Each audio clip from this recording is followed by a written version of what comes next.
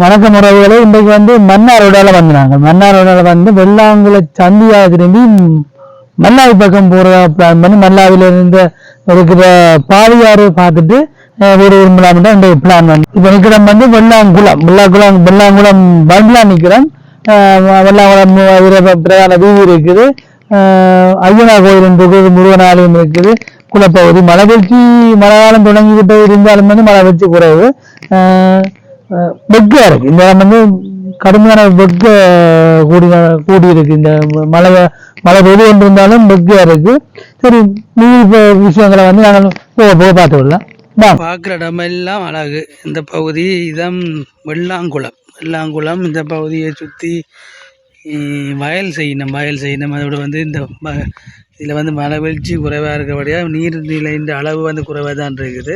இப்படியே நாங்கள் சுற்றி பார்த்தோம்னு சொன்னால் அங்கே ஒரு கோயில் இருக்குது, ஆலயம் இருக்குது. அப்படியே பார்த்தா அதுக்கு நேர எதிர இந்த குளத்துக்கு பகுதியில் பிரதான வீதி போய் கொண்டிருக்கு. இந்த வீதி இந்த வீதி இப்படி மல்லாவி வரையும் போகுது. ஐயனார் கோயில் இருக்குது, இதில் ஐயனார் கோயில் இருக்குது. அதுக்கு அருகாமையில் வீதிக்கு இந்த பக்கம் பார்த்தால் இன்னொரு முருகன் ஆலயம் இருக்குது.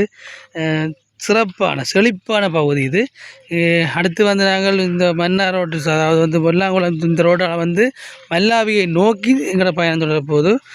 இதுதான் வெள்ளாங்குளத்தின் நீர் வடிந்தோடுற பகுதி.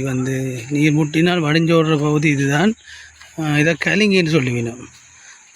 வெள்ளாங்குளத்தின் நீர்நிலை குறைவாக இருக்கிறபடியாக ஓடுற தன்மை குறைவாக இருக்குது.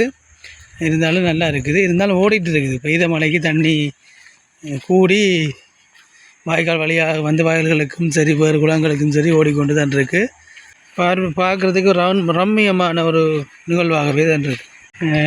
நாரைகளும் கொக்குகளும் காட்டு பறவைகளும் வெளிநாட்டு பறவைகளும் இங்கே அனைத்தையும் செய்து இறை தேடி இனங்களை பெருகிக் கொள்கின்றன.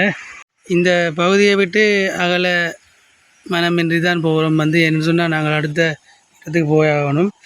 இந்த நேரத்துக்கு நாங்கள் வீட்டையும் போகணும். அதால் நாங்கள் வெளிக்கிட்டது பாலியாற்று நோக்கி தான் வெளிக்கிட்டு நாங்கள் முந்தி பல தடவை பாலியாற்றுக்கு போய் வந்திருக்கிறோம். கனகாலமானபடியாக திருப்பி முருகா போய் வரலாம்னு சொல்லி வெளிக்கிட்டு இருக்கோம். மழை வாங்கினபடியாக கொஞ்சம் இன்னும் அழகு இருக்கும் அந்த பகுதி என்று நம்புகிறோம். போய் தான் பார்க்கணும். இந்த பகுதியெல்லாம் மா பலா காஜு தாவரங்களும் பயன்தர தாவரங்களும் தோட்டம் செய்யப்படுகிறது. வெள்ளாங்குளம் பெருந்தோட்டம் என்று சொல்லப்படுற பகுதி. வெள்ளாங்குளம் பெருந்தோட்டம் என்று சொல்லப்படுற பகுதி இது. இங்கே எல்லா விதமான பயன்தரக்கூடிய மரங்கள் தோட்டமாக ஏக்கர் கணக்கில் தோட்டமாக செய்யப்படுகிறது. அந்த பகுதி அனர்வாலம் ரோடு தான் இது. இந்த ரோடால் போனால் நேரால் அக்கராயங்குளம் போய் சேரலாம்.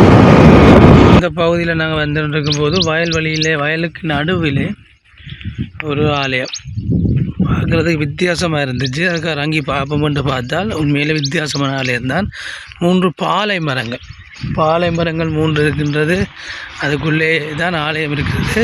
பழமையாக நாங்கள் பார்க்குற ஆலயங்களை விட வித்தியாசமான அமைப்பிலே இருக்கிறது. அதாவது ஒவ்வொரு ஆலயத்துக்கும் தனி விக்கிரகம் இருக்கும். ஆனால் இந்த கோபுர அமைப்புகளோ அந்த மாதிரி அமைப்புகள் எதுவுமே இல்லை. பொங்கல் நடந்திருக்குது. கோபுர அமைப்புகள் மாதிரி ஒன்றும் இல்லை. ஆலயம் மாதிரி தெரியவில்லை பார்க்குறது. இது விநாயகர், இங்கே விநாயகர் கோயில் இருக்குது போட்டிருக்குது. பொங்கல் நடந்த இடம் விநாயகர் ஆலயம்.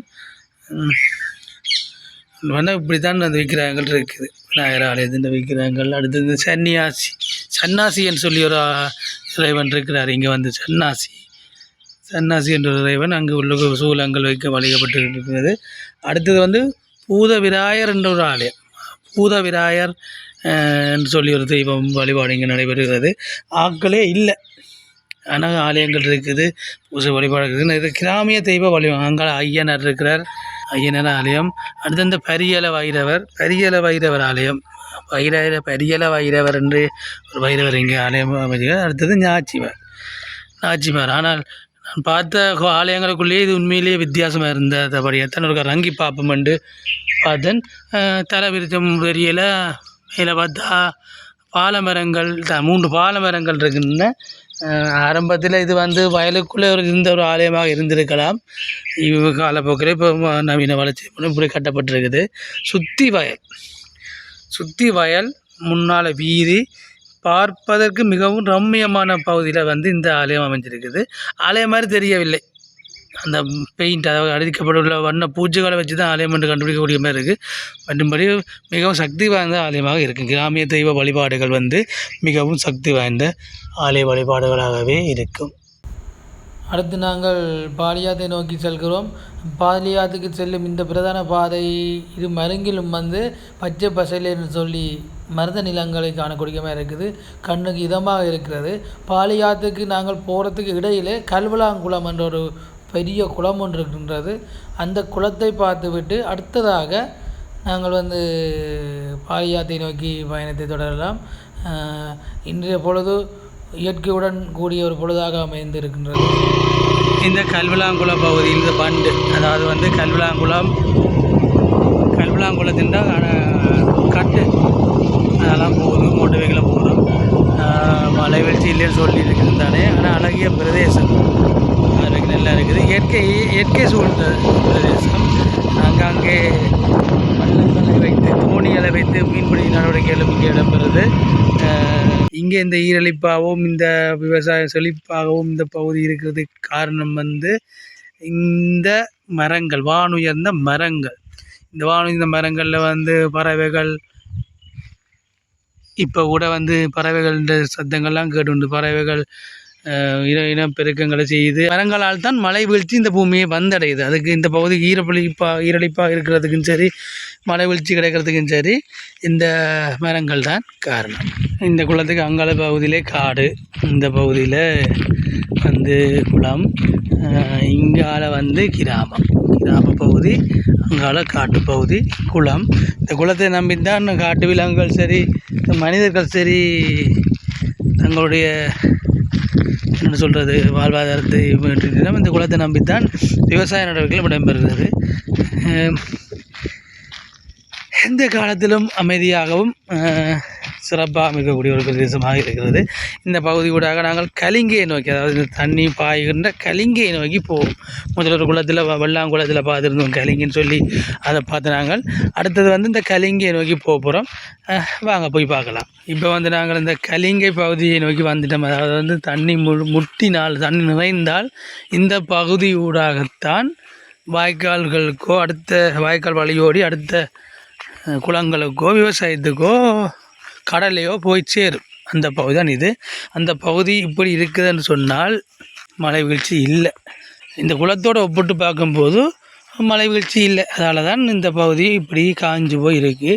இந்த பகுதி விடாகத்தான் இந்த மழை நீர் இந்த பகுதி விடாகத்தான் பாய்ஞ்சோடும். இப்போ வந்து நாங்கள் பாளையாத்து பாலத்துக்கிட்ட வந்துட்டோம். அங்கே தெரியுது, அதுதான் இந்த பாளையாத்து பாலம். சரி, இந்த இந்த பகுதியை பார்த்துட்டு நாங்கள் இன்றைக்கு இதாக அந்த பகுதியில் வந்து குரங்குகள் நடமாட்டம் இருக்குது. இந்த பகுதியில் வந்து ஒரு ஆலயம் இருந்தது. அந்த ஆலயம் சுற்றி வேலைகள் நடைபெற்று கொண்டிருக்கிறது. சரி, இனி இந்த பகுதி பற்றி பார்க்கலாமா? இந்த பகுதி தான் பாலியாத்து பாலம். இது இந்த பகுதி கூடாக வந்து இங்கே வந்து குரங்குகள் அதிகமாக இருக்குது. இந்த பால பகுதியில் வந்து இப்போ கட்டுமான வேலைகள் நடந்து கொண்டிருக்குது. அதாவது பாலத்தை புதுப்பிக்கிறதோ இல்லாட்டி அகலப்படுத்தல் சம்பந்தமான வேலை நடந்து கொண்டிருக்குது. பாலம் வந்து 1925ஆம் ஆண்டு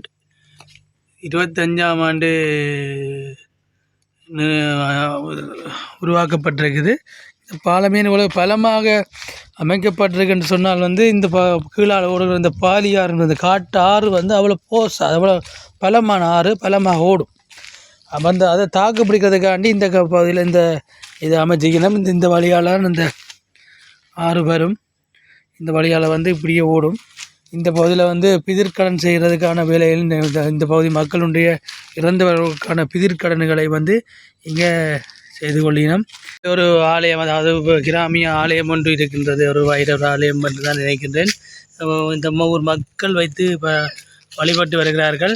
இப்பொழுது நம்மளை கலைத்து கொண்டு மழை வந்து கொண்டிருக்குது. அதனால் வந்து ஓடுவோம். ஓடிட்டே இருக்கும்.